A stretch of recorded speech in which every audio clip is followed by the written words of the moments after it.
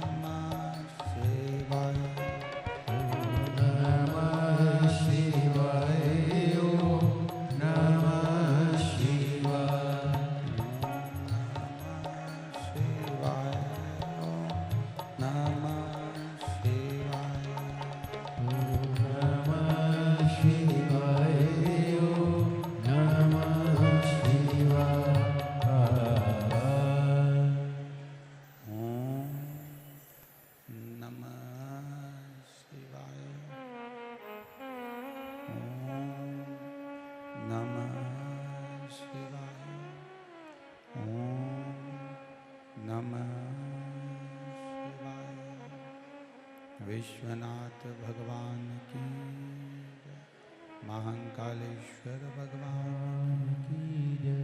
ओंकारेश्वर भगवान की जय। कुबेरेश्वर महादेव की जय। कोटेश्वर महादेव की जय। हर हर महादेव। हर हर महादेव। हर हर महादेव। काशी विश्वनाथ ओगरदानी त्रिकालदर्शी कैलाशी अविनाशी भगवान शिव, जिनकी पुनीत पावन शिव महापुराण की कथा संपूर्ण विश्व के कल्याण हेतु बाबा देव अधिदेव महादेव की कृपा से, दया से, उदारता से आप और हमको भगवान शिव की पुण्यमय आनंदमय भूमि, आनंदमय धरा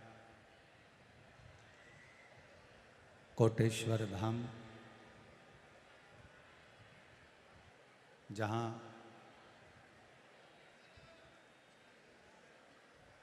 भगवान शिव माँ गंगा के साथ में विराजमान है, माँ गंगा जी के साथ विराजित है। ऐसे पुण्यमय आनंदमय कोटेश्वर धाम की पावन धरा पर कथा के मुख्य यजमान श्री ठाकुर शरद सिंह जी सिसोदिया, जिन्होंने इतनी सुंदर कोटेश्वर धाम जैसे इस वीरान में जंगल में ये पावन शिव महापुराण की कथा बढ़ाई दे, शिव महापुराण की कथा का आयोजन किया। स्वर्गीय ठाकुर शिव कुमार जी सिसोदिया, स्वर्गीय ओम प्रकाश जी पांडे नागदा की स्मृति में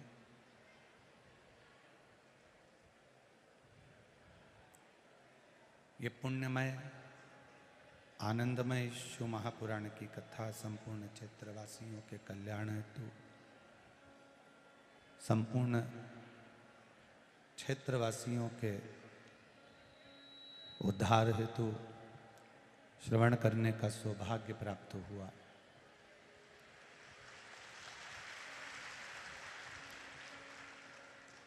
ठाकुर श्री शरद सिंह जी सिसोदिया जी को साधुवाद, धन्यवाद।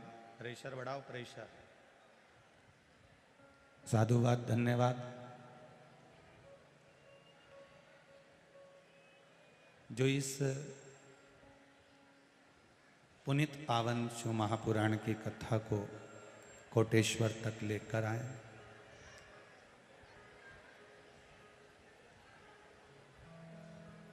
शिव पुराण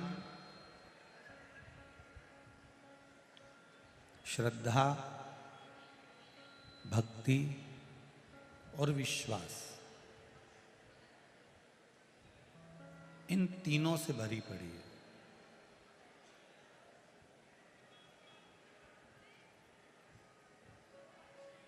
इसलिए तुलसीदास जी ने भी शिव महापुराण को शंकर भगवान को विश्वास कहा है।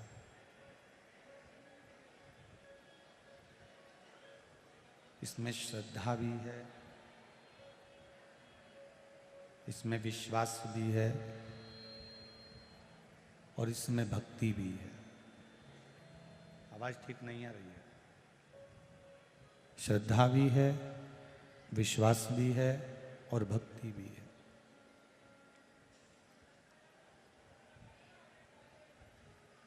जब विश्वास जागृत होता है और विश्वास जब प्रबल होता है और विश्वास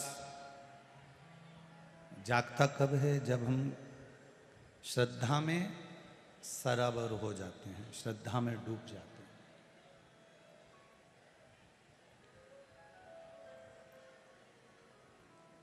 फिर हमारा विश्वास जागृत हो जाता है। विश्वास, आवाज फुल नहीं रही है, बेस थोड़ा कम करके। विश्वास जागृत हो जाता है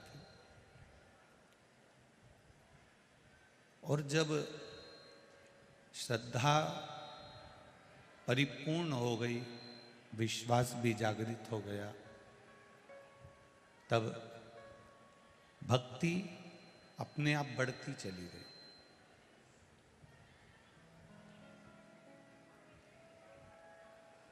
ऐसे ही विश्वास, ऐसे ही भरोसा, ऐसे ही दृढ़ता नहीं बनती है। शिव महापुराण की कथा कहती है, हम शंकर भगवान पर जब जल समर्पित करें, जब हम शिव जी को एक चावल का दाना समर्पित करें, जब हम भगवान शंकर को एक बेलपत्र समर्पित करें। जब हम भगवान शंकर को शीश नवाएं तो उसमें हमारे विश्वास की पूर्णता होना चाहिए।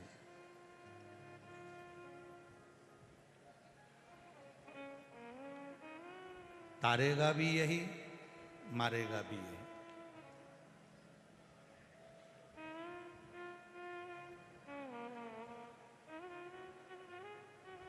जिस चूड़ी को आप हाथ में पहनते हो,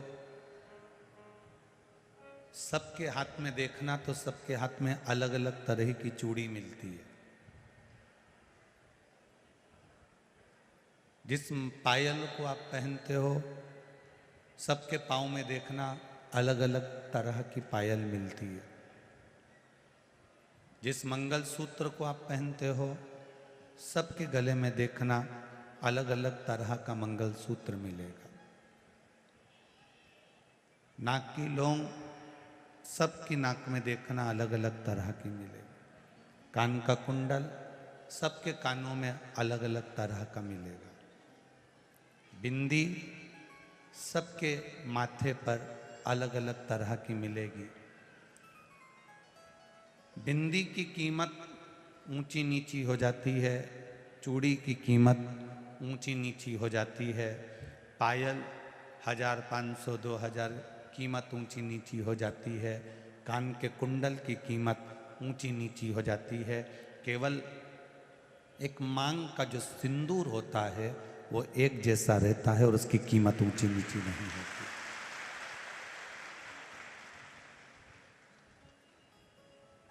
और इन सभी श्रृंगार में, इन सभी चीजों में, इन सभी चीजों में भले मांग के सिंदूर की कीमत बाजार में आप 50 रुपए का, 25 रुपए का, 20 रुपए का, 10 रुपए का लेकर आ जाओगे, पर उसकी कीमत सब जगह एक जैसी है।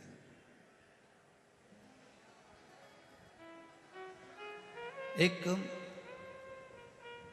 पूरे श्रृंगार में, पूरी श्रृंगार की वस्तुओं में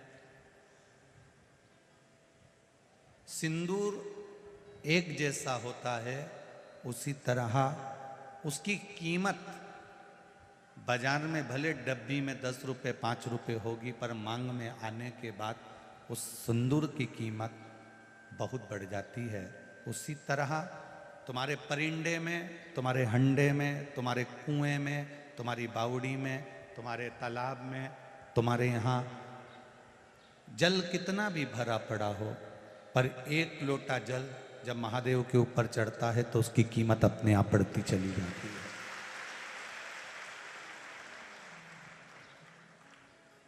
उसकी कीमत अपने आप बढ़ती है।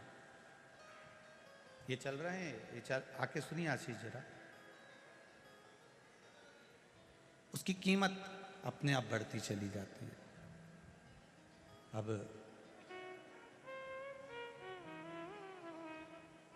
चूड़ी अलग हो सकती है, मंगलसूत्र अलग हो सकता है, पायल अलग हो सकती है, सब कीमत सबकी अलग अलग हो सकती है, पर जो मांग का सिंदूर है उसकी कीमत एक जैसी होगी, पर डब्बी में उसकी कीमत भले 10 रुपए, 5 रुपए, 50 रुपए, 25 रुपए, 30 रुपए, 40 रुपए हो।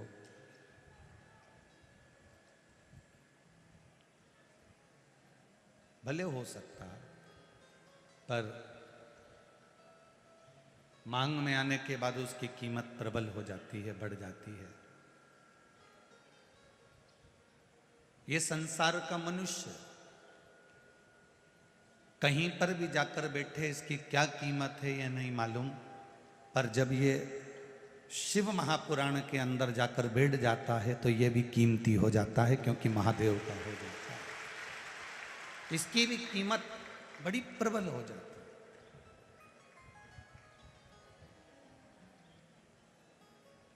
कोई साधारण कीमत वाले नहीं हो आप। भगवान के चरणों में पहुंचने के बाद जो कीमत बढ़ती है उस कीमत का अंदाज आपको नहीं हो सकता। कांटे में रहने वाली शमी की पत्ती, कांटे में रहने वाला शमी का फूल, जहर में सराबोर रहने वाला मंदार आंकड़ा,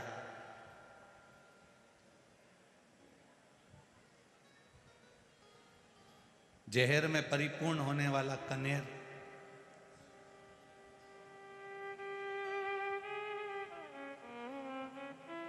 ये सब सस्ते हैं, इनकी कोई कीमत नहीं है।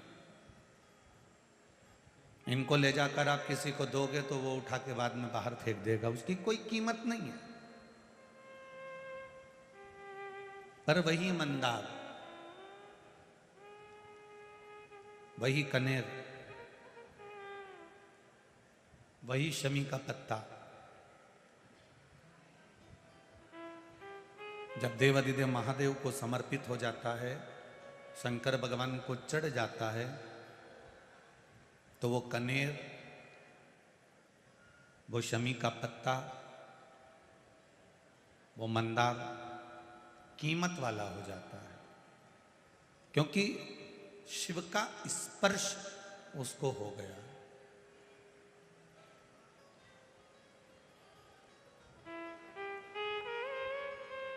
एक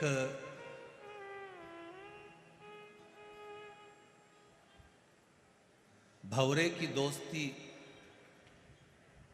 गोबर के कीड़े से हो जाती है। भंवरा उड़ते उड़ते गोबर के पास में आता है और गोबर के पास में जो कीड़ा है उससे उसकी दोस्ती हो जाती है। गोबर के कीड़े ने भंवरे से पूछा कि तुम कहाँ रहते हो? भंवरा कहता है मैं ताजे ताजे फूल पर रहता हूँ, उनका रस पीता हूँ और उनका रस ग्रहण करता हूँ।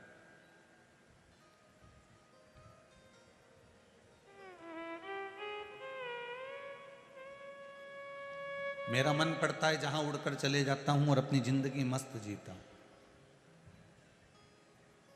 गोबर का कीड़ा कहता है बड़े किस्मत वाले हो जो तुम उड़कर जहां तहां मर्जी पड़ती है वहां चले जाते हो और पुष्प पर बैठकर उसका रस ग्रहण करते रहते हो।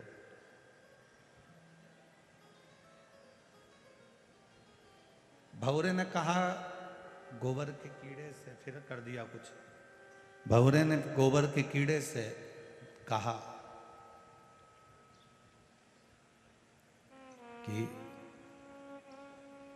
चलो तुम मेरे साथ, मैं भी तुमको फूलों की सैर करा कर लेकर आता हूं, सारे फूलों के पास लेकर चलता हूं, चलो। भंवरे ने गोबर के कीड़े को लिया, फूल पर ले जाकर बिठा दिया।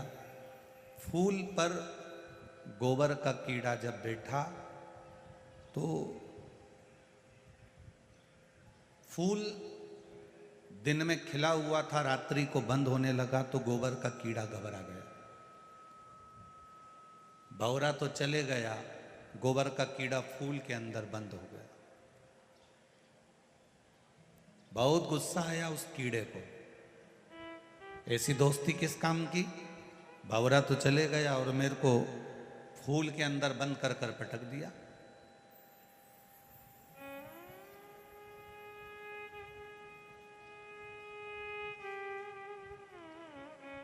सवेरे माली आया, फूल तोड़ लिया, फूल बंद था। माली को लगा कि लेकर जाऊंगा, भगवान के पास में पहुंचेगा जब तक खिल जाएगा। फूल लेकर गया, माली ने बाजार में रखा। एक पंडित जी ने भगवान को चढ़ाने के लिए वो फूल खरीद लिया। फूल पंडित जी के हाथ में पहुंचा, पंडित जी के हाथ से वो फूल भगवान के चरणों में पहुंचा। गोबर का कीड़ा उसी फूल में है, भगवान के चरणों में पहुंच गया। सवेरे फूल चढ़ा, शाम को पंडित जी ने वापिस निर्माल्य में उसको उतारा, गंगा जी में विसर्जन कर दिया। भंवरा उड़ते उड़ते गंगा जी के घाट पर आया, फूल के अंदर बैठे उस कीड़े से पूछा कीड़े तू कैसा है? कीड़े ने कहा, भौरे तेर से दोस्ती कर कर आज मेरी जिंदगी धन्य हो गई। गोवड़ का कीड़ा भगवान के चरणों से गंगा के जल तक पहुंच गया। एक गोबर का कीड़ा भगवान के चरण में गया और भगवान के चरणों से निकलकर गंगा के जल तक आ गया। अच्छी जगह पर अगर हम बैठते हैं, अच्छी जगह हम पहुंचते हैं, अच्छी संगत हमारी रहती है, अच्छे विचार हमारे रहते हैं, हम अच्छे लोगों के साथ में, अच्छे से मतलब क्या? करोड़पति के साथ। अच्छे का मतलब क्या? किसी के पास ज्यादा धन है उसके साथ। अच्छे का मतलब क्या? जिसकी प्रॉपर्टी ज्यादा है उसके साथ। अच्छे का मतलब क्या? जिसके पास गाड़ी बंगला है उसके साथ। नहीं, शिव पुराण की भाषा में अच्छे का मतलब है जो सत्संग में लगा हुआ है, भजन में लगा है और आपको भी भगवान के भजन में जोड़ रहा है, वो अच्छा।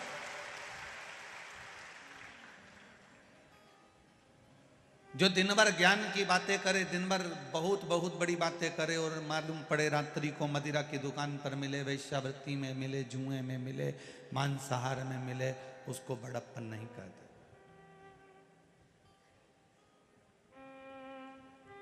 एक स्त्री का, एक नारी का बड़प्पन जो होता है वो उसके श्रृंगार से और उसके परिधान से, उसके वस्त्र से होता है।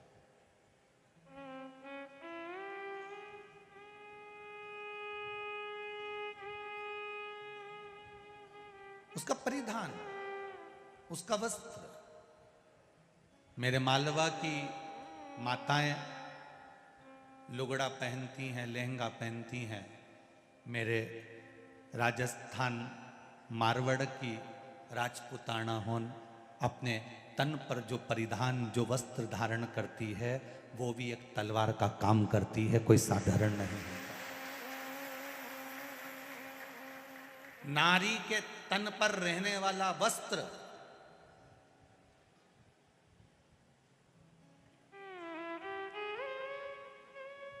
वो साधारण सा नहीं है। मेरे मालवा की, छत्तीसगढ़ चले जाओ, राजस्थान चले जाओ, महाराष्ट्र चले जाओ, गुजरात चले जाओ, आप वहां का जो पुराना पहनावा है, हम आज के पहनावे की बात नहीं कर रहे हैं। हमारे मालवा में आप कभी आए और मालवा का पहनावा देखें, 36 कली का लहंगा है, साधारण वस्त्र, मेरी माताएं पूरा तन ढका हुआ। कोई बुजुर्ग आया, इतना घूंघट ले लिया, कोई सामने खड़ा है, मर्यादा के अनुसार सिर पे पल्लू लेकर भी बात कर रही है तो उधर नहीं देख रही कि कौन बैठा है। ये राजपुताना चाहे मालवा के हों चाहे जगह के हों, इनका जो परिधान है, इनका जो वस्त्र है, ये भी किसी तलवार के बराबर नहीं कि किसी की निगाह उठकर देख ले।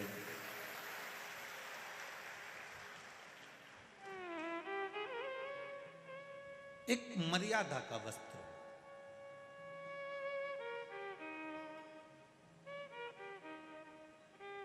अच्छी संगत में रहो, जितनी अच्छी संगत में रह सकते हो, जितने अच्छे लोगों के साथ रह सकते हो। अच्छे लोगों से मतलब धन प्रॉपर्टी या जायदाद वाले नहीं, अच्छे लोगों से मतलब है जिनके भीतर थोड़ा निर्मलता का भाव हो, जिसमें थोड़ी सहजता का भाव हो।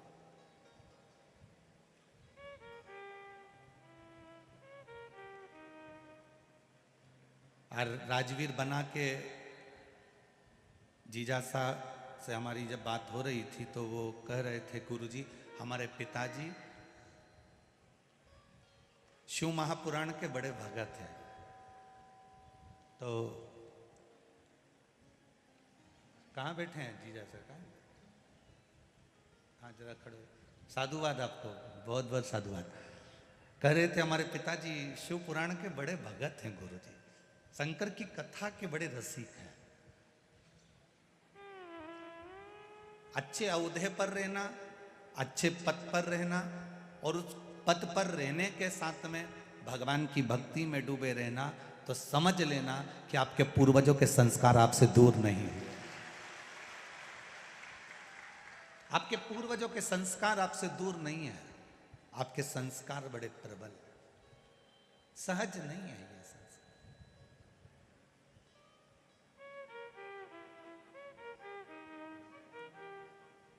एक गोबर का कीड़ा भी अच्छे भौरे का साथ पकड़कर भगवान के चरण तक चले जाता है और चरण से गंगा जल तक चले जाता है। तो हमारा विश्वास कहता है, अगर आप अपने अपने घर से निकलकर लाखों की संख्या में इस शिव महापुराण की कथा में पहुंचे हो, तो तुम्हारा पहुंचना सरल नहीं है। कहीं ना कहीं इस शिव महापुराण की संगत, शंकर का अनुमोदन, शिव तत्व, भगवान का भजन, कीर्तन, स्मरण आपको भी कैलाश धाम तक खींच कर ले जा सकता है। आपका विश्वास।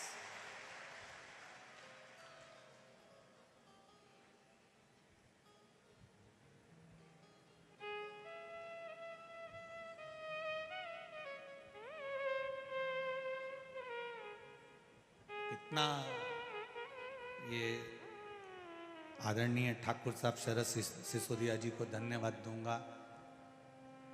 दुनिया के लोग शहरों में जाकर कथाओं का क्रम करते हैं, आप भी चाहते तो इंदौर में कर सकते थे, आप भी चाहते बदनावर या महू में या छोटा नागदा आदि जगह पर कर सकते थे, परंतु ये कोटेश्वर बाबा की पावन धरा पर कराकर आपने ये कोटेश्वर बाबा की पुण्यमय धरा को पूरे विश्व में प्रसिद्ध कर दिया, जन जन तक पहुंचा दिया।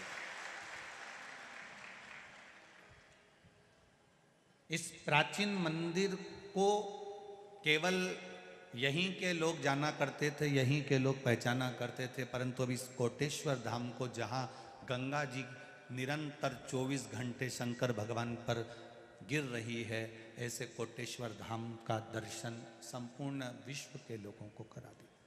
संपूर्ण विश्व एक सुख है और हो।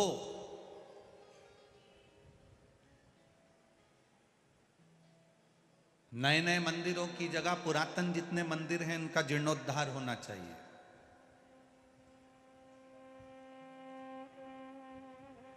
पुरातन मंदिरों की देखरेख होना चाहिए।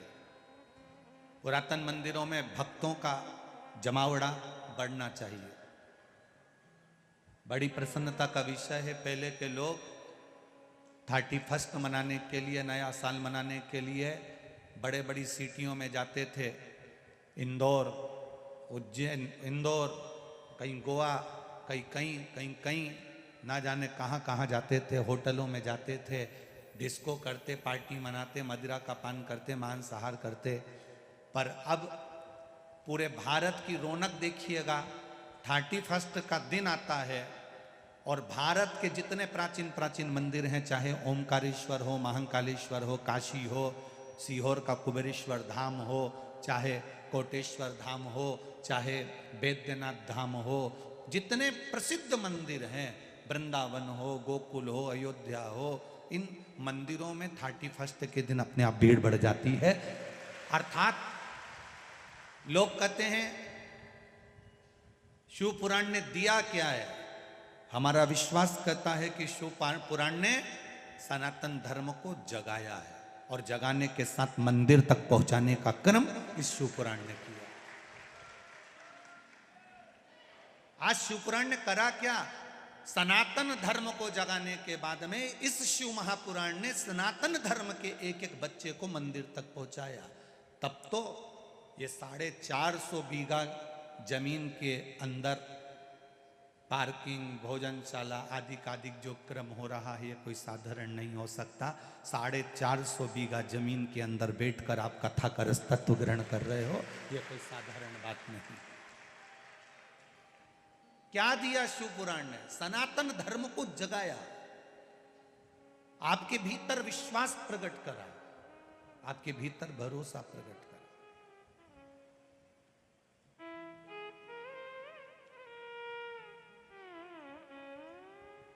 एक नारी जब कहीं जाती है तो कहती है मैं अकेली कैसे जाऊंगी, पर शिव पुराण कहती है कि शंकर भगवान का आधा स्वरूप प्रत्येक नारी के साथ रहता है। शिव भी तुम्हारे भीतर है और शक्ति भी तुम्हारे भीतर है।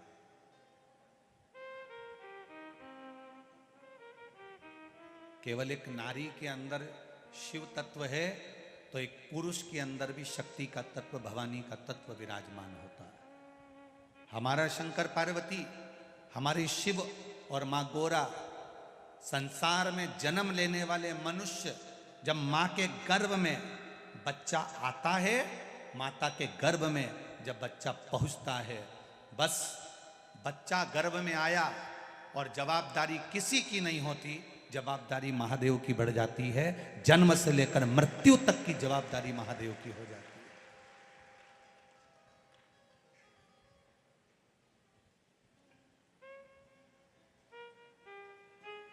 इस व्यासपीठ में देखा है कई बार, कोई बच्चा गर्भ में अटक गया, कोई बच्चा गर्भ में नाल में फंस गया, कोई बच्चा, कोई कहता है कि इसकी नाक नहीं आई, कोई कहता है कि इसका चेहरा नहीं आया, कोई कहता है इसकी धड़कन नहीं आई, कोई लिख के भेज, ये पत्र कोई साधारण, कोई लिख कर भेजता है कुछ, कोई लिख कर पत्र देखिए।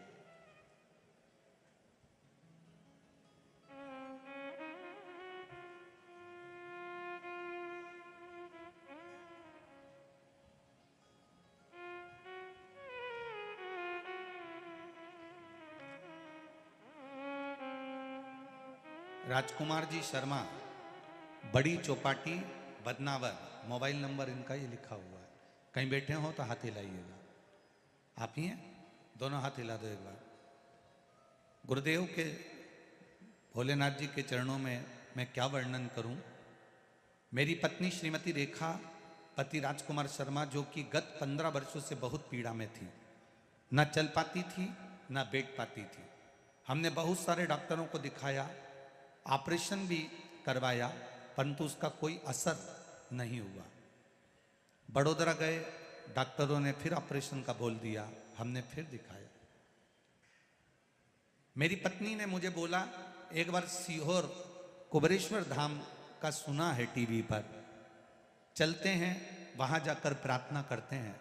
मैंने कहा, ना तो तू चल सकती है, ना बैठ सकती है, ना जा सकती, ना आ सकती, 2 कदम तेरे निकलते नहीं, कैसे जाएगी। चलते तो हैं। गाड़ी में पटक लेकर गए, बाबा को प्रणाम करा, कंकर शंकर को पूछ कर उसी को लेकर आ गए और एक रुद्राक्ष वहां से लेकर आ गए। गुरुदेव, आप कहते हो 3 महीने में बाबा पूर्ण करता है, बाबा ने 2 महीने में पूर्ण कर मेरी पत्नी को चलाने के लायक कर दिया और ठीक कर दिया। आप ही हैं?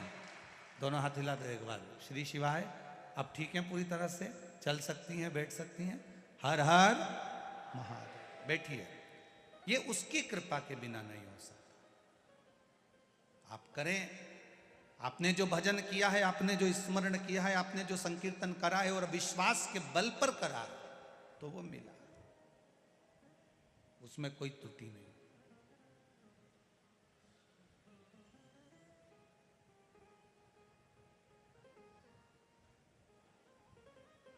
अंत समय प्रभु आना पड़ेगा, वचन दिया तो निभाना पड़ेगा। आए ना आए प्रभु कुटुंब कबीला, अंत समय प्रभु आना पड़ेगा, वचन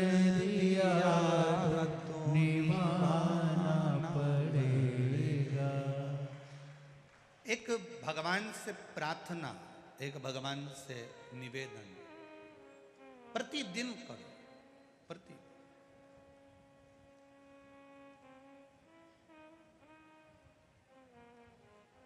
आप जब भगवान से प्रार्थना करेंगे, निवेदन करेंगे, तो वो अवश्य स्वीकार करेगा, सुनेगा।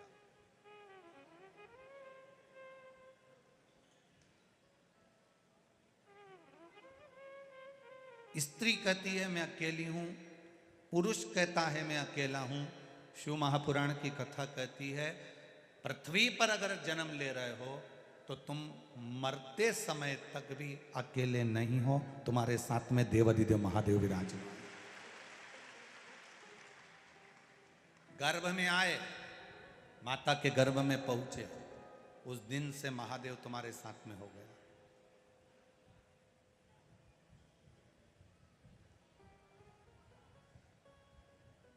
कोई तुमसे कहे तुम्हारे साथ में कौन है, तो तुम कह सकते हो मेरे साथ में महादेव है।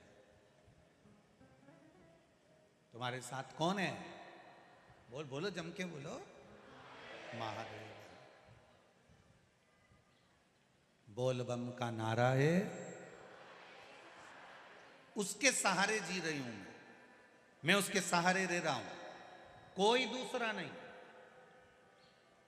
और किसी की सामर्थ्यता भी नहीं है कि कोई तुम्हारा साथ दे दे। कितने भी करोड़पति तुम्हारे रिश्तेदार होंगे, तुम्हारे दुख की घड़ी में अगर 5 लाख रुपए दे दे तो गारंटी है, तुम्हारे दुख की घड़ी में दे दे तो गारंटी।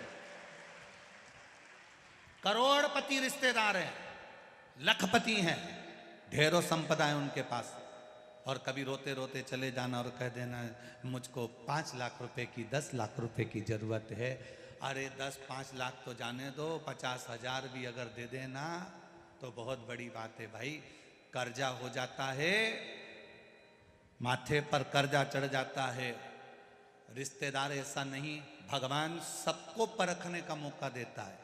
आपके रिश्तेदारों में एक रिश्तेदार भगवान ऐसा बनाता है जिसके पास में बहुत पैसा होता है। भगवान सबको परखने का मौका देता है। उसके पास भी जाकर कहना साहब कर्जा हो गया है, मैं तुम्हें बाद में दे दूंगा, तुम मुझे 5 लाख रुपए दे दो, 2 लाख दे दो, 50,000 दे दो, मुझे इतना दे दो, मेरा ये काम कर दो। कोई भी कितना भी करोड़पति होगा, मुश्किल। अब तुमने उससे जाकर कहा, तुमने दूसरे से जाकर निवेदन करा, फिर तुमने तीसरे से जाकर निवेदन करा, फिर तुमने चौथे से जाकर निवेदन करा। इतने लोगों के पास जा जाकर समय बर्बाद करा। एक बार जिसने चोर को कुबेर बनाया था उस महादेव के पास जाकर बैठ जाती तो तुझे हाथ जोड़ने की कहीं जरूरत ही नहीं पड़ती, तुझे किसी को कहने की जरूरत ही नहीं पड़ती। तू एक बार उसके सम्मुख में पहुंचती तो, तू एक बार उसके सामने पहुंचता, फिर आपको जरूरत नहीं पड़ती।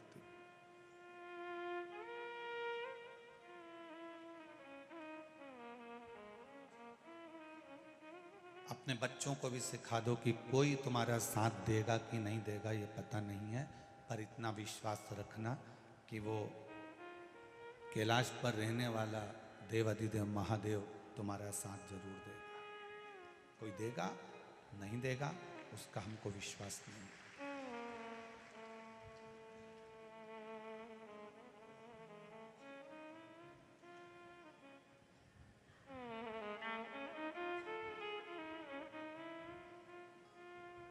तूफान आता है, बड़ी बड़ी कश्तियों को डुबो देता है। तूफान आता है, बड़ी बड़ी कश्तियों को डुबो देता है, और जब व्यक्ति के भीतर अहंकार आता है तो बड़ी बड़ी हस्तियों को डुबो देता है। अहंकार यदि थोड़ा सा भी आ गया, अभिमान अगर थोड़ा सा भी आ गया, आपकी समर्पण की भावना अगर समाप्त हो गई, आप किसी के प्रति समर्पित भाव से मिल भी नहीं पा रहे हो, तो फिर ये जीवन आपका बेकार।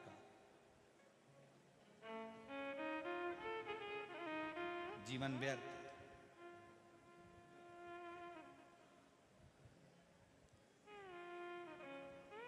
जाओ उसके द्वार तक, उसके दरवाजे तक, और अपने हृदय की बात, अपने दिल की बात, अपने चित्त की बात उससे कहने का प्रयास करिए। जब हम उससे अपने दिल की बात कहेंगे तो वो सुनेगा। अब कई लोग कहते हैं क्या भगवान सुनता है? ये शिवलिंग तो पाषाण का है, ये शिवलिंग तो पत्थर का है, ये शिवलिंग तो पीतल का है, ये शिवलिंग तो पारे का है, ये शिवलिंग तो मट्टी का है, पार्थिव है। क्या परमात्मा सुनता है?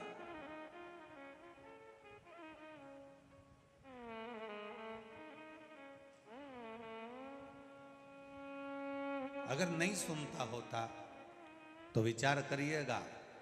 श्रीमद् भागवत में एक कथा आपने सुनी होगी, हाथी का पांव किसने पकड़ा? बोलो बोलो जम के। मगर ने पकड़ा। और हाथी ने किसको बुलाया? भगवान को। अब भगवान आए,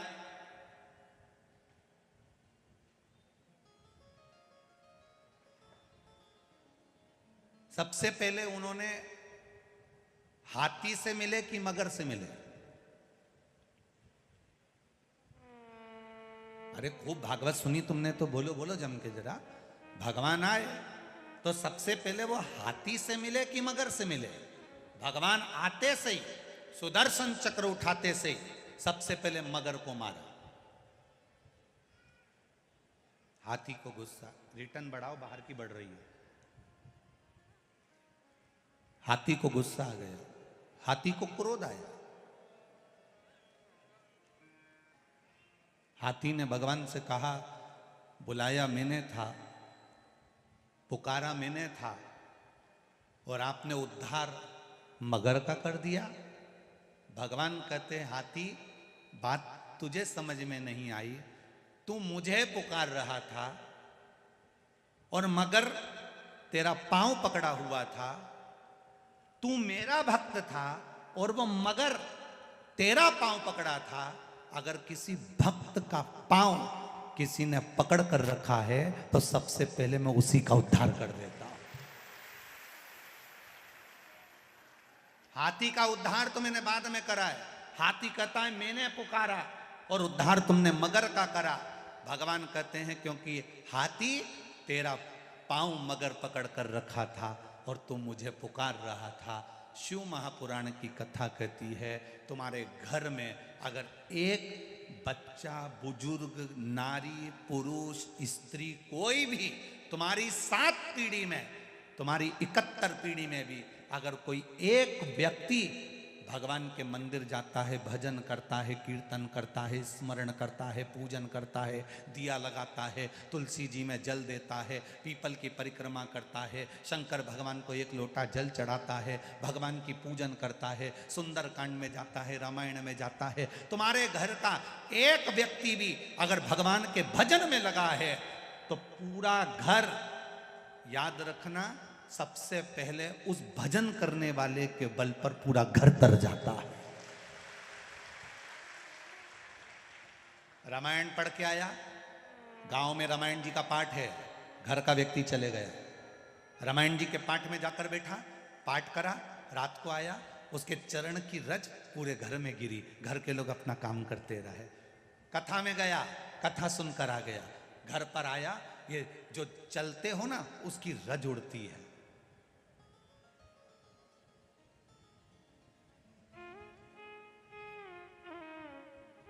हाथी का पांव मगर ने पकड़ा तो सबसे पहले मगर का उद्धार करा।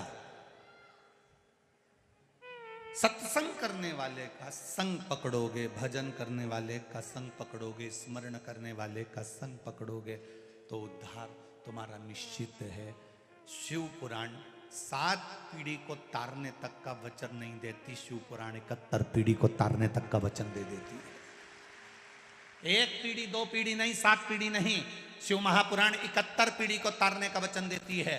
इसलिए उज्जैन के ऋण मुक्तेश्वर मंदिर में पत्थर पर लिखा हुआ है, अंकित करा गया है कि जिसने शिव तत्व को जान लिया, जिसने शंकर भगवान को 1 लोटा जल चढ़ा लिया, जिसने शिव महापुराण को श्रवण कर लिया, जिसने शंकर का अनुमोदन कर लिया, मनुष्य शरीर प्राप्त करने के बाद जो शंकर के मंदिर जाना प्रारंभ कर दिया, मनुष्य शरीर प्राप्त करने के बाद जो शंकर को 1 लोटा जल चढ़ाना प्रारंभ कर दिया, मनुष्य शरीर प्राप्त करने के बाद जो शिव पुराण सुनना प्रारंभ कर दिया, तो शिव पुराण की कथा में ऋण मुक्तेश्वर मंदिर की दीवार पर पत्थर पर लिखा हुआ कह देता है कि उसकी 71 पीढ़ी को देखने की जरूरत नहीं, वो तर चुकी है।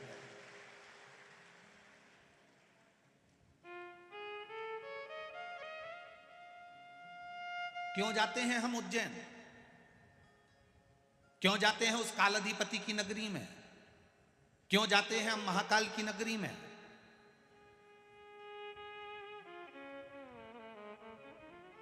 क्यों जाते हैं? काशी किस लिए जाते हैं? अभिमुक्त नगरी है काशी। माता पार्वती जी ने शंकर जी से 2 वर मांगे थे। एक वर पति पत्नी में झगड़ा हो तो उसमें प्रेम बढ़े, और दूसरा वर मांगा था कि काशी में जो मरे उसके कान में गुरु मंत्र तुम्हें देना पड़ेगा। शंकर भगवान कहने लगे ऐसा नहीं हो सकता कि मरने वाले को गुरु मंत्र में दूंगा। ऐसा नहीं हो सकता कि साधारण से मनुष्य को, साधारण से व्यक्ति को, मरने वाले को गुरु मंत्र में दूंगा। पार्वती जी ने भोजन करना बंद कर दिया, पार्वती जी ने भोजन को त्याग दिया, जल पीना बंद कर दिया, पत्ते खाना बंद कर दिए, केवल नासिका की एक श्वास लेती है वो भी छोड़ दी। पूरा ब्रह्मांड हिलने लगा। तब देवाधिदेव महादेव ने कहा पार्वती मांग तुझे क्या चाहिए? काशी में जो मरेगा उसको गुरु मंत्र तुम्हें देना पड़ेगा। शंकर भगवान ने वचन दे दिया कि काशी में जो मरेगा उसको गुरु मंत्र में दूंगा, मैं वचन देता हूं तेरे। दुनिया के लोग मरने के लिए काशी जाते हैं, मृत्यु के लिए काशी को पाना चाहते हैं कि काशी में अभिमुक्त नगरी है, काशी मोक्ष हो जाता है, फिर जन्म नहीं लेता, काशी में मरने वाला। पार्वती जी ने कहा काशी में मरने वाले को आप गुरु मंत्र दोगे, मुझे कैसे मालूम पड़ेगा कि आपने गुरु मंत्र दिया? शंकर भगवान के मन में आया कितनी चतुर है ये, मुझे कैसे मालूम पड़ेगा कि आपने गुरु मंत्र दिया? तो मांग पार्वती क्या चाहती है? पार्वती जी कहती है काशी में मरने वाले के सीधे कान में आप गुरु मंत्र देना और सीधे कान को थोड़ा सा मोड़ देना, तो मैं समझ जाऊंगी कि आपने गुरु मंत्र दे दिया। आज भी काशी में मरने वाले का सीधा कान अपने आप थोड़ा सा टेढ़ा हो जाता है, क्योंकि मेरा बाबा उसको गुरु मंत्र देकर भेज देता है। आज भी काशी का नियम है, अभिमुक्त नगरी है काशी। इसलिए भारत की भूमि के सबसे ज्यादा मुर्दे, भारत की भूमि के सबसे ज्यादा मुर्दे अगर जलते हैं तो काशी में जलते हैं। हमारे यहाँ गाड़ी ओवरटेक करती है, काशी में मुर्दे ओवरटेक करते हैं। हमारे यहाँ का मुर्दा पहले जल जाए। दुनिया के लोग मुर्दे को देखकर रोते हैं, दुनिया के लोग मुर्दे को देखकर रोते हैं, शव को देखकर रोते हैं। और काशी में अगर कोई मरता है तो रोते नहीं, प्रसन्न होते हैं कि महादेव की नगरी में चला गया है। 2 नगरी है, एक काशी अभिमुक्त नगरी है और दूसरी उज्जैनी महाकाल की नगरी, जहां दुनिया के लोगों का समय अच्छा ना चले, दुनिया के लोगों को लगे कि बड़ी दुख की घड़ी चल रही है, बड़ी परेशानी चल रही है, बड़ा कष्ट चल रहा है, बड़ी बीमारी चल रही है, बड़ा रोग चल रहा है, बड़ी तकलीफ चल रही है, उसको कहां ना जाना। एक बार जिसने घड़ी बनाई, जिसने समय बनाया, जिसने पल बनाया, जिसने काल बनाया, उस महाकाल के चरणों में बैठकर एक बार शिव पुराण पूरी सुन लेना, मिल गया। क्यों जाते हैं उज्जैन? अपने समय को सुधारने के लिए। तूने महाकाल काल बनाया, घड़ी बनाई, पल बनाया, मेरा समय अच्छा नहीं चल रहा, मेरा समय अच्छा नहीं चल रहा। जब घड़ी अच्छी नहीं चलती तो इसको कपड़े की दुकान पर या किराने की दुकान पर नहीं ले जाते, इस घड़ी को हम घड़ी वाले की दुकान पर ले जाते हैं। एक बार वर्ष में नियम बना लो कि मुझे कालाधिपति के चक्र उस चरणों में पहुंचना है। और देखो ये तो किस्मत की बात है, 4 अप्रैल से 10 अप्रैल तक उस कालाधिपति के चरणों में शिव महापुराण की कथा बड़नगर रोड पर सुनने को मिल रही है। ये कृपा उसकी।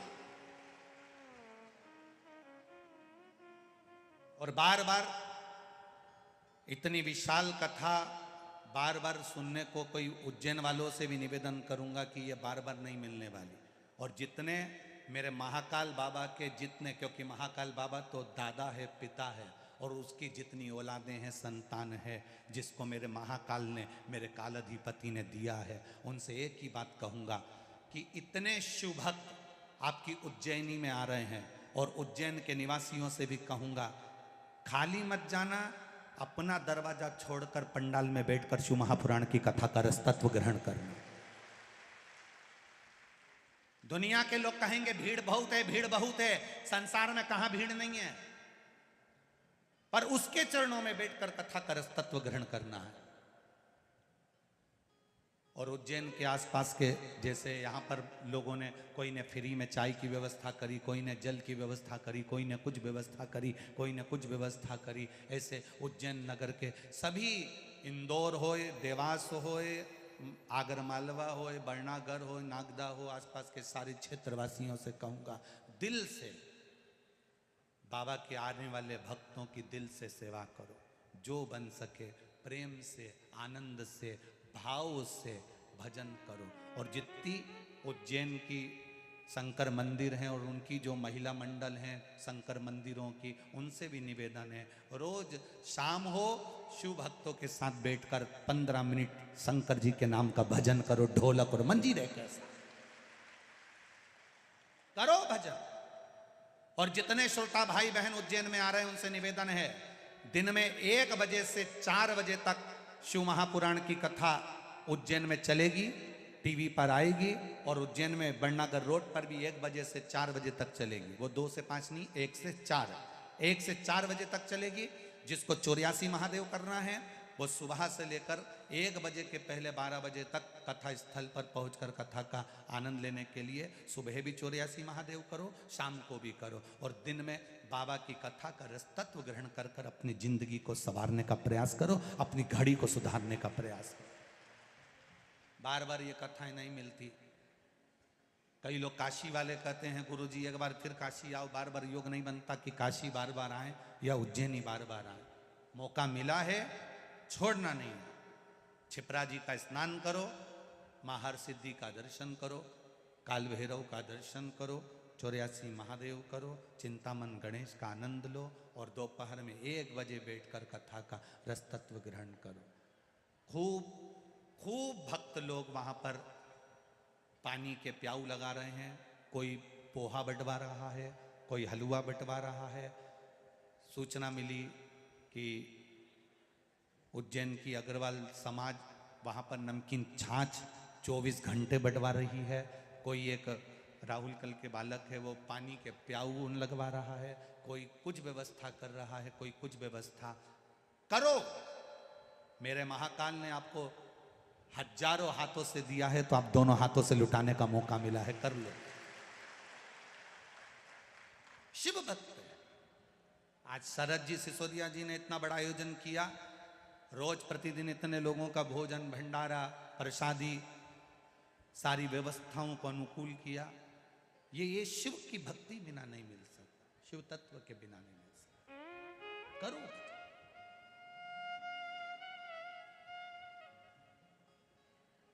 थोड़ा सा डीजल पेट्रोल डालकर जो लोग अपने ट्रैक्टर ट्राली में लोगों को लेकर आए हैं उनको भी साधुवाद दूंगा। आज तुम्हारा 500 का नोट सफल हो गया। ये 500 रुपये 3 महीने में बाबा कितना देगा हिसाब लगा कर बैठो। जितने लोग कथा श्रवण करने के लिए आए, जितने लोग भजन करने आए, जितने लोग कथा का रस तत्व ग्रहण करने के लिए आए, बाबा क्या देगा ये तुम्हें 3 महीने में मालूम पड़ेगा। वो कितना देता है। तुम तो आ गए, ट्रैक्टर उठाया, डीजल डलवाया, 50 लोगों को, 15 लोगों को, 20 लोगों को गाड़ी में भरा, पहुंच गए। पर इतने लोगों को कथा सुनकर तुम लेकर जा रहे हो, उसका फल क्या होगा ये वही जान सकता है, ये वही जान सकता है, कोई दूसरा नहीं, ये वही। तेरी कृपा बिना न हिले एक भी अणु, लेते हैं श्वास तेरी कृपा से तनु तनु।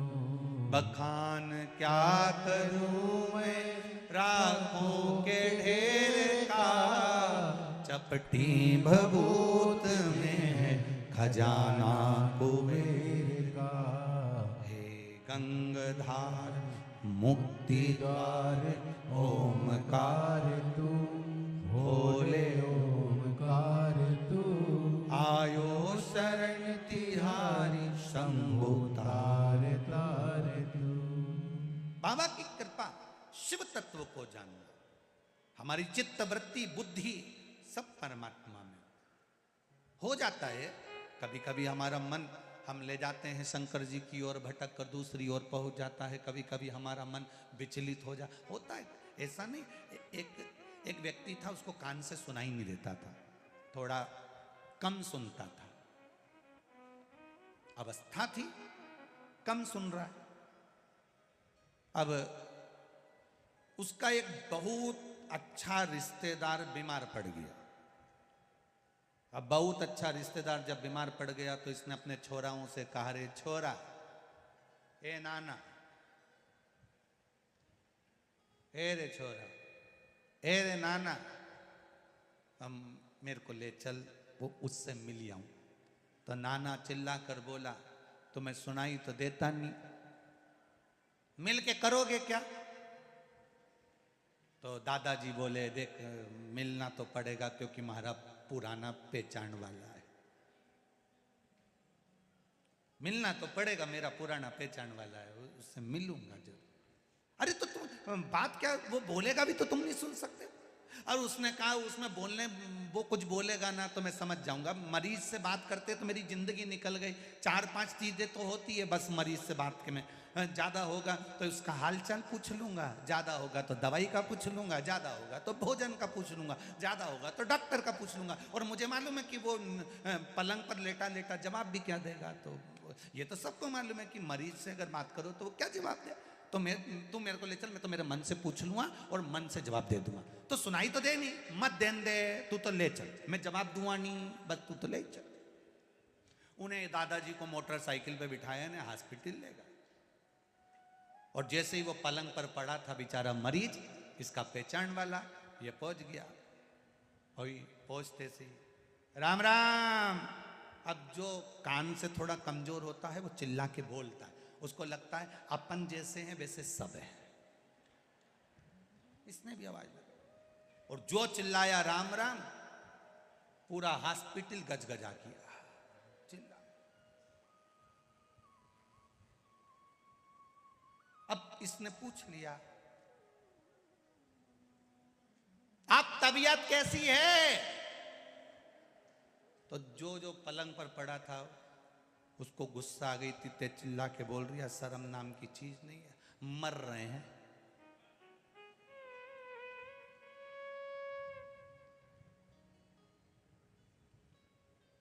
भगवान की बड़ी कृपा है।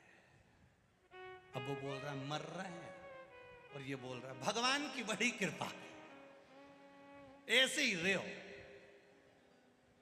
अब इसको और बुरा लग गया मरीज को। अब इसने दूसरा प्रश्न पूछ लिया, कौन से डॉक्टर का इलाज चल रहा है? अब इसको आ गई गुस्सा, यमराज का चल रहा है। इसने भी कह दिया, बहुत अच्छा डॉक्टर है, तुरंत इलाज करता है, चिंता मत करो, उसी को दिखाते रहो। तब दे रहा था। फिर इसने पूछ लिया, डॉक्टर ने खाने का क्या बोला है? इसने बोल दिया भाटा बोला है। तो इसने बोल दिया बहुत हल्का भोजन है। तो सुनाई तो दे, बहुत हल्का है, दिन भर में 3-4 बार खा लिया। अब इसको आई गुस्सा, इन्हें बाटल निकाल के उसकी पिचकारी इसके मुंह डाल को से। अब नहीं सुने हो जाए। लेकिन कभी सोचो कि ये चित्त क्यों नहीं पहुंच रहा है, ये वृत्ति क्यों नहीं पहुंच रही। जैसे वो कान से नहीं सुन पा रहा, उसी तरह कभी कभी हमारा मन हमारी नहीं सुन पाता है, इसलिए हम गलत जगह चले जाते हैं, अच्छी जगह नहीं पहुंच। कभी कभी ऐसा होता है, हमारा मन हमारी बात नहीं सुनता, हमारा मन हमारा चित्त हमारी नहीं सुनता, गलत जगह चले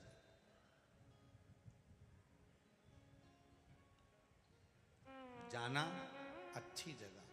तेरे डमरू की धुन सुन के मैं काशी नगरी